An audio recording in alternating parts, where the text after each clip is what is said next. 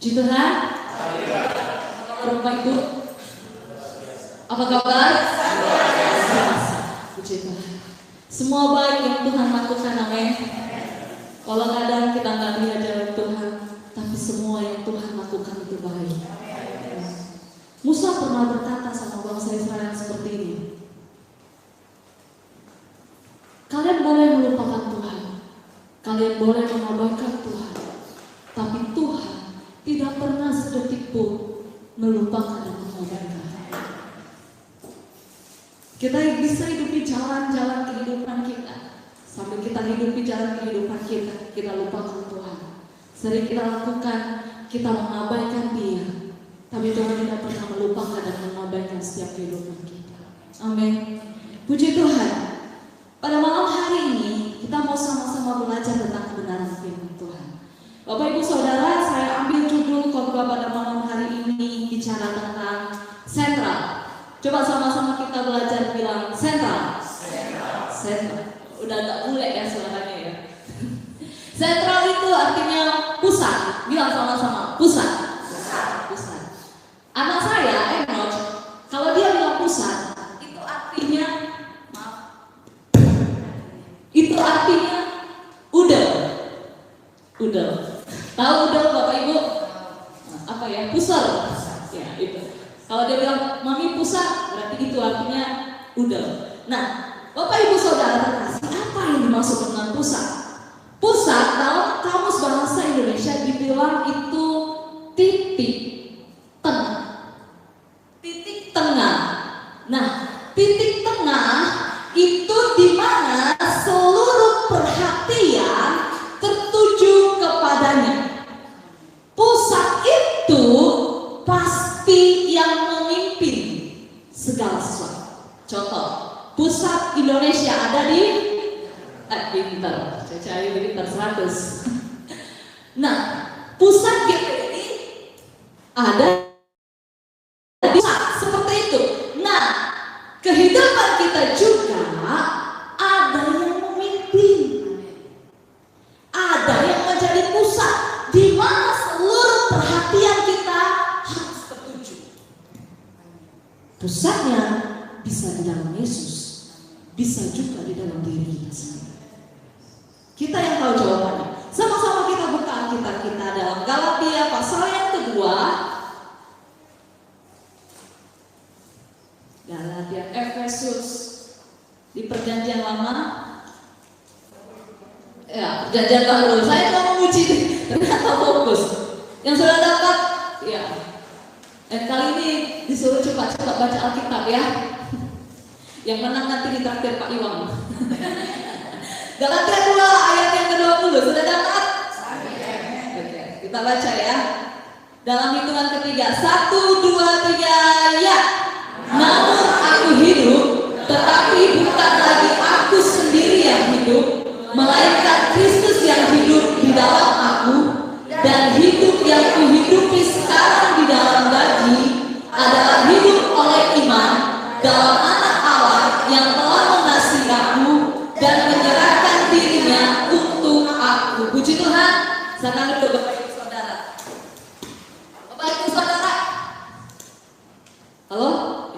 Bapak Ibu Saudara tahu ada lagu sekolah minggu seperti ini.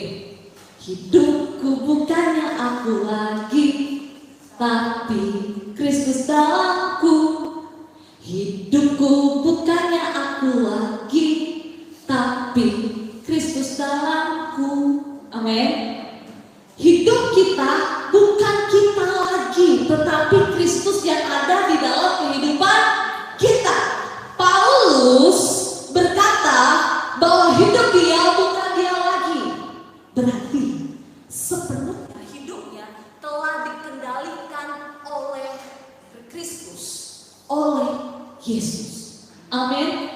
Bicara tentang hidup kita kalau sudah dipenuhi oleh Kristus, itu bicara identitas, Bapak. Saya pernah berkata ini di ibadah tengah malam, di ibadah tengah minggu maksudnya.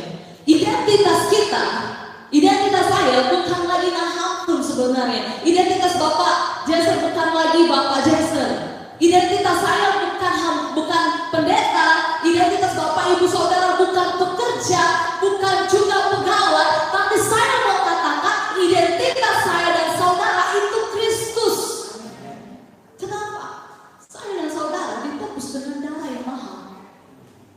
Kalau saya pikir-pikir, Tuhan, kenapa Tuhan tebus kehidupan kita itu dengan cara yang demikian? Kenapa enggak dengan cara yang keren? Tuhan datang sebagai raja, benar gak? Dia selamatkan kita, dia basmi semua musuh kita. Atau berpikir seperti pikiran anak saya Enoch. Dia berpikir seperti Tuhan datang seperti Spider-Man, superhero, kalahkan semua musuh, menyelamatkan kehidupan kita. Tapi kenapa Tuhan datang? Menjadi rupa seorang yang enggak dilihat oleh manusia. Seorang hamba menyelamatkan kita dengan cara apa? Dengan cara dia mati di kayu salib, bangkit dan hidup. Kenapa? Dia mau tunjukkan kepada dunia, dia mau tunjukkan kepada iblis betapa romantisnya cara Tuhan menyelamatkan hidup saya dan saudara. Itu menggambarkan bagaimana Tuhan memperlakukan kita begitu berharga, Bapak Ibu. Amin. Luar biasa. Tuhan datang sendiri, memberi darahnya, memberi hidupnya, mencurahkan seluruhnya hanya untuk saya dan kehidupan Bapak Ibu sekalian. Ingat satu hal, saya dan saudara punya identitas Kristus di dalamnya. Amin. Identitas, jati diri Kristus. Bicara tentang hidup kita bukannya aku lagi, itu bicara tentang kepenuhan Kristus di dalam hidup kita. Artinya aku semakin berkurang dan biar Tuhan semakin bertambah-tambah di dalam aku. Keinginanku semakin berkurang dan biarlah keinginan Tuhan yang menjadi bagian milik saya.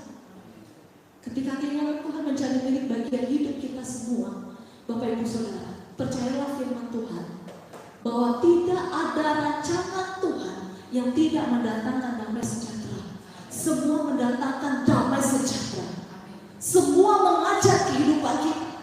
Meskipun hari ini Bapak Ibu belum melihat pertolongan Tuhan, tetap berpusat kepada Dia. Dia tidak pernah lalai. Dia tak pernah gagal karena Dia Allah. Karena Dia Allah, Dia tak pernah lalai. Amin. Haleluya. Nah, di kalimat berikutnya dikatakan adalah dan hidup yang kuhidupi sekarang ini di dalam daging adalah hidup oleh iman. Ibrani 11 ayat 6 berkata, tanpa iman, ayo cepat ini. Tanpa iman tidak ada seorang pun yang dapat berkenan kepada Allah. Kita perlu iman. Iman dasar dari segala sesuatu. Dasarnya adalah Kristus. Amin. Kristus. Iman yang benar pasti berpusat kepada Kristus. Di luar Kristus itu bukan iman yang benar. Saya berani kata. Amin. Haleluya. Nah, saya mencatat ada 3 poin. Yesus adalah pusat, berarti titik. Yesus adalah pusat, berarti pertama, kalau Yesus adalah pusat kehidupan kita, berarti Yesus adalah tujuan hidup kita. Katakan, Yesus tujuan hidup saya. Amin. Yesus tujuan hidup Bapak Ibu Saudara saya juga. Seorang yang hidup tanpa tujuan hidup, itu hidupnya bakal ngalur ngidul. Tapi kalau kita punya tujuan sasaran hanya kepada Tuhan, pusatnya hanya kepada Tuhan, hidup kita hidup yang penuh dengan kemenangan. Karena jaminan yang Tuhan beri, iya dan amin dari hidup kita. Amin. Amin. Tujuan hidup, kita hidup untuk Kristus, bukan hidup untuk yang lain. Amin. Waktu kita berpusat kepada Tuhan, waktu kita menyadari bahwa Tuhan titik yang paling penting dalam hidup kita, kita akan katakan, Tuhan, Engkau tujuan hidup saya. Karena di luar Yesus, saya mau katakan tidak ada tujuan hidup. Ada tujuan hidup, tapi bukan kegagalan. Di luar Yesus, firman Tuhan katakan engkau tidak dapat berbuat apa-apa. Kita belajar dari Rasul Paulus. Kita tahu Paulus sebelum dia mengenal Yesus sebagai Tuhan dan Juru Selamat pribadi, apa yang dilakukan oleh Paulus? Paulus punya tujuan hidup. Dia gigih. Dia melakukan hukum Taurat dengan sangat terperinci. Dia lakukan, bahkan dia nggak segan-segan menghilangkan nyawa orang hanya untuk melakukan apa yang dipercayainya. Amin, benar.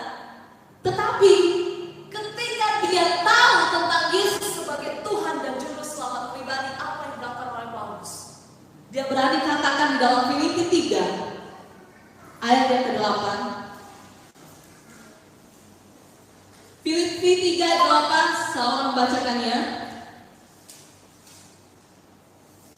Ya, yang berulang tahun hari ini, silakan membacakannya. Filipi 3 ayat 8. Malahan segala sesuatu kuanggap rugi karena pengenalan akan Kristus Yesus Tuhanku lebih mulia daripada semuanya. Oleh karena Dialah aku telah melepaskan semuanya itu dan menganggapnya sampah supaya aku memperoleh Kristus. Amin. Berapa banyak sertifikat yang dipunya oleh Paulus? Dia dipimpin oleh pimpinan Gamaliel. Dia orang yang ahli Taurat, tapi dia berkata malahan semua itu kuanggap rugi. Kita pengenalan aku akan Yesus Kristus, malahan itu kuanggap sampah. Dia terarah kepada tujuan yang benar. Amin. Dalam firman Tuhan, sampai kita dapatkan mahkota kehidupan. Ingat Bapak Ibu, kita boleh bekerja, kita boleh lakukan aktivitas, tapi tujuan hidup kita jangan sampai lupa. Saya mau ingatkan, tujuan hidup kita hanya Yesus Kristus. Tuhan Yesus sendiri berkata kok, begitu dia sayang sama kita, dia bilang gini, di mana aku berada, di situ. Wah, sukacita Tuhan itu bagi setiap kehidupan kita. Amin. Haleluya. Yang kedua, Yesus adalah pusat. Berarti Yesus menjadi pusat penyembahan dan pelayanan kita. Amin. Kalau kita jadikan Yesus pusat, berarti Dia pusat penyembahan dan pelayanan kita, pusat pengagungan kita, pusat penyembahan kita. Amin. Haleluya. Hasil dari penyembahan itu adalah keserupaan. Semakin sering kita menyembah Tuhan, maka keserupaan Allah itu menjadi milik kita. Bukan kita jadi seperti Allah, ajaib, melakukan segala perkara. Ya, tidak ada yang mustahil bagi Tuhan dan bagi orang percaya, benar? Benar. Tetapi yang dimaksud adalah karakter kita, kehidupan kita, keserupaan kita dengan Kristus. Amin. Haleluya. Menyembah berarti mengenal. Kita mengenal Allah kita secara pribadi. Kata firman Tuhan, sembah Tuhan di dalam roh dan kebenaran. Coba Bapak Ibu praktekkan, saya juga sudah praktekkan. Ketika kita membaca kebenaran firman Tuhan, kita baca firman Tuhan, kita renungkan, lalu kita datang menyembah Tuhan, kita merasakan sesuatu yang berbeda. Amin. Itulah yang disebut dengan pengenalan. Pengenalan bukan sekedar kita baca. Kita sudah baca di kitab Kejadian, bukan? Nah, bukan sekedar baca, tapi kita renungkan, lalu kita dapat pengenalan di dalam Tuhan. Amin. Nah, pelayanan yang kita lakukan itu firman Tuhan bilang seperti biji sesawi. Kata firman Tuhan, kerajaan surga itu atau pelayanan seumpama dengan biji sesawi yang kecil, yang tidak kelihatan. Tapi ketika itu ditabur, ketika itu disemai, ditabur, apa yang terjadi? Dia tumbuh menjadi pohon yang tinggi, sehingga banyak burung-burung bisa hinggap di atas pohon tersebut. Mungkin Bapak Ibu berkata pelayanan yang kau lakukan itu kecil, tidak dilihat oleh orang, tidak masalah. Kecil, tapi Tuhan melihat. Amin. Tapi Tuhan lihat, Tuhan perhitungkan. Kecil tapi berdampak besar. Amin. Haleluya. Jangan bandingkan pelayanan kita dengan pelayanan orang lain. Tuhanlah yang menjadi penilai dan asesnya. Tuhanlah yang melihat segala sesuatu. Saya sudah bagikan ini di Sriwijaya dan saya mau bagikan di tempat ini juga. Pelayanan itu ada di dalam bahasa Inggris begitu banyak. Ada treatment, ada waiters atau yang lainnya. Tapi saya mau bagi dua di dalam bahasa Inggris. Yang pertama itu disebut dengan service. Coba Bapak Ibu bilang service. Oke, sudah semakin ke bule-bule lagi. Service. Yang kedua itu ministry. Coba bilang ministry. Oh iya. Enggak, udah hilang logat Bataknya ya. Biasanya ministry. Service dan ministry. Bapak Ibu tahu service? Pernah dengar service AC, service laptop, service komputer? Pernah dengar cleaning service? Tahu? Tahu. Toko 99 service, contoh. Toko ini service, pernah dengar? Pernah. Tapi pernah dengar toko 99 ministry? AC ministry, pernah dengar? Tapi sama artinya pelayanan diterjemahkan. Pernah dengar laptop ministry? Wih, keren. Yang ada GPDI ministry, pelayanan ministry. Nah, ada yang membedakan dari dua kalimat ini. Service itu pelayanan, dua-duanya pelayanan, itu memuaskan. Nah, service itu pelayanan untuk membuat orang puas atas pelayanan. Contoh, ada orang membenarkan AC. Kita sebagai pemilik AC kita puas dengan pelayanannya, benar? Tetapi ministry itu pelayanan yang seperti ini. Tidak peduli orang puas atau tidak, yang penting Tuhan puas. Saya mau bilang ulang lagi. Tidak peduli orang lain puas atau tidak, yang penting Tuhan puas. Apa maksud dari kalimat ini? Ketika kita melayani, fokusnya jangan orang. Fokusnya jangan dilihat orang. Wah, aku melayani di mimbar, melayani pujian. Aku lihat ada berapa uang yang nangis. Oh, berarti aku diurapi. Bukan. Pelayanan itu ketika kita punya fokus kepada Tuhan. Tuhan, aku berserah.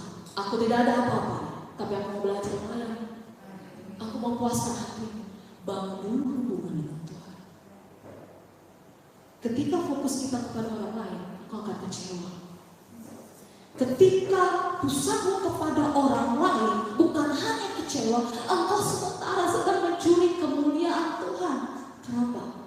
Sebenarnya kita menunggu orang, kita lihat, oh ada beban hati. Tapi ministry gak peduli orang puas atau enggak. Yang penting Tuhan aku puaskan diri. Itu, amin. Pelayanan. Dulu, ketika saya belum mengerti ini, atau saya melayani, rasanya kok berat sekali. Kok, aduh, nanti aku gimana ya. Tapi ketika saya mengerti ini, Tuhan, whatever, terserah.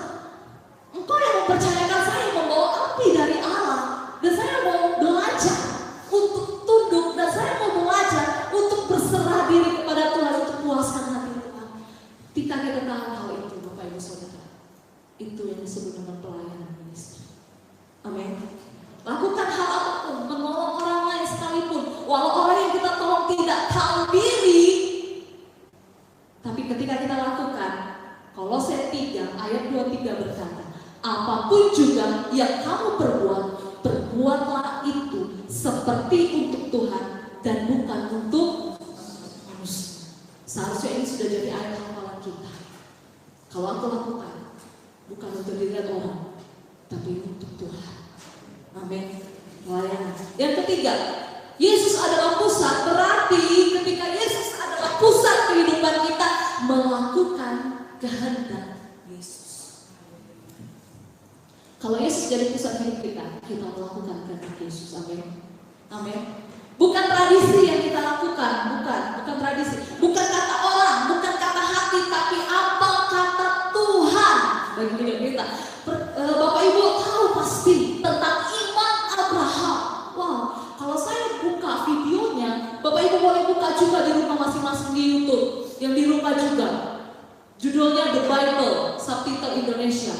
saya buka film ini tentang iman Abraham, bagaimana imannya diuji. Karena ketika kita baca tentang firman Tuhan rasanya biasa saja, tetapi ketika kita renungkan, sangat-sangat luar biasa dilakukan kehendak Tuhan. Dia tidak pedulikan hatinya, dia tidak pedulikan perasaannya, pikirannya, logikanya, dia hanya ikuti apa kata Tuhan. Siapa yang mau? Tuhan hanya berfirman, kau akan menjadi bapa seluruh bangsa. Tuhan berfirman. Tapi siapa yang bisa bertahan percaya tentang hal itu sedangkan umurnya sudah tua saat itu dan Ishak belum lahir? Benar? Tetapi Abraham memilih untuk percaya. Sarah kalah sana, tapi Abraham tetap teguh melakukan kehendak Tuhan. Amin. Nah, berpusat kepada Tuhan berarti kita melakukan apa yang Tuhan mau dalam hidup kita. Amin. Apa yang Tuhan mau dalam kehidupan kita? Permintaan Tuhan, Tuhan bilang apa? Percaya walau tidak melihat. Satu, percaya walau tidak melihat. Kalau kita belum melihat, walau ku tak dapat melihat, namun hatiku memilih untuk percaya. Walau hari ini ekonomiku belum dibangkitkan, namun aku memilih untuk percaya. Namun aku memilih untuk fokus, namun aku memilih untuk berpusat kepada Tuhan, bahwa segala sesuatu yang Tuhan lakukan mendatangkan kebaikan bagi setiap orang yang mengasihi Dia. Kalau kita mengasihi berarti kita percaya. Nah, lawan kata dari pusat kepada Yesus itu adalah pusat pada diri sendiri, egosentris. Setiap manusia pasti punya egois, pasti. Akhir-akhir ini iblis sedang pakai egois untuk melumpuhkan iman setiap orang percaya. Hati-hati dengan egois. Orang yang egois itu orang yang selalu ingin didengar, tapi tidak mau mendengar. Egois. Selalu ingin dimengerti, tapi tidak mau dimengerti. Tidak mau memikirkan keinginan orang lain, hanya ingin diri sendiri.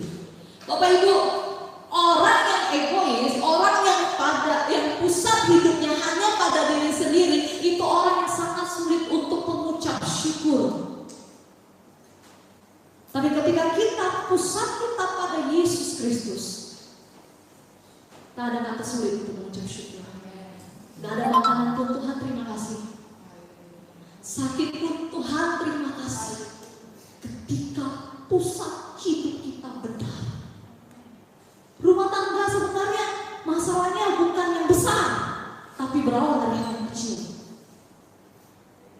Saya pernah sama suami saya sepotong ayam saja, saya bisa berapa hari nggak teguran, karena suami saya menyembunyikan ayam tanpa sepengetahuan saya.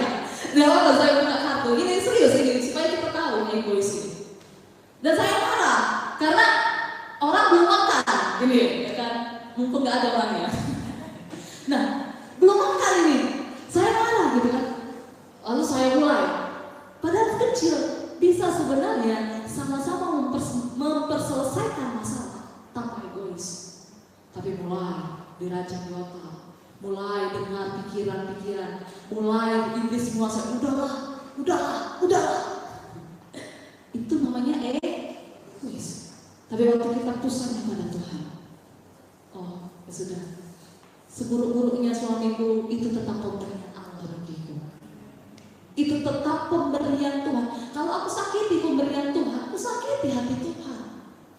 Itulah orang yang pusatnya kepada Tuhan. Amin. Haleluya. Dan iblis coba pakai itu untuk menghancurkan iman kita di dalam Tuhan. Hati-hati. Firman Tuhan katakan dengan tegas, tunduklah kepada Allah dan lawan iblis, maka ia akan lari daripada. Amin. Awan bukan bicara tentang kita ketemu fisik di dalam pikiran, medan perang, di dalam hati berkecokol. Lawan. Amin.